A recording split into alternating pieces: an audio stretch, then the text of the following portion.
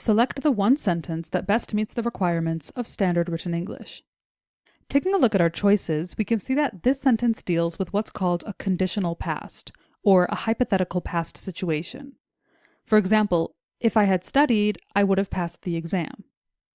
There are two parts to this structure, with the first being if plus subject plus the past perfect form of the verb, and the second being subject plus would have plus past participle form of the verb.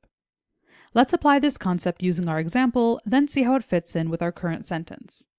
If I, subject, had studied, past perfect, I, subject, would have passed, past participle, the exam. Keeping this structure in mind, let's take a look at our choices. A. If the migrant applies for a visa before boarding the plane, he would be allowed entry into the country. Unfortunately, he was turned away. We can already see that the first half of our sentence doesn't sync up with the required structure. We have if plus subject, the migrant, plus present simple, applies, not past perfect. In order for this clause to be correct, it would have to say if the migrant had applied. Based on this, we can mark this choice as incorrect. B. The migrant would be allowed entry into the country if he applies for a visa before boarding the plane. Unfortunately, he was turned away. Again, this sentence doesn't follow the correct structure when discussing a conditional past. Taking a look at the if clause, for example, again, we see the present simple. If he applies. This choice can be marked as incorrect. C. The migrant would have been allowed entry into the country if he had applied for a visa before boarding the plane. Unfortunately, he was turned away.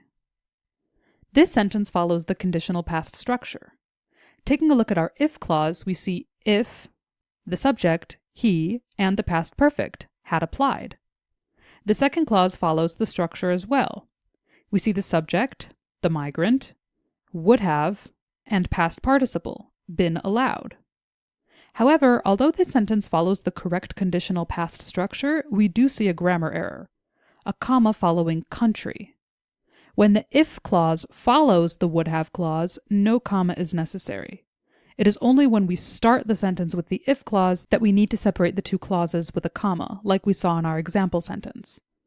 This being the case, we can mark this choice as incorrect. And D. If the migrant had applied for a visa before boarding the plane, he would have been allowed entry into the country. Unfortunately, he was turned away. Here, we see the same conditional past structure that we saw in the last choice. If plus subject plus past perfect, and subject plus would have plus past participle. In addition, we see the rule we mentioned in the last choice applied here. When we start the sentence with the if clause, we need a comma separating the two clauses. And indeed, we find a comma after the word plane.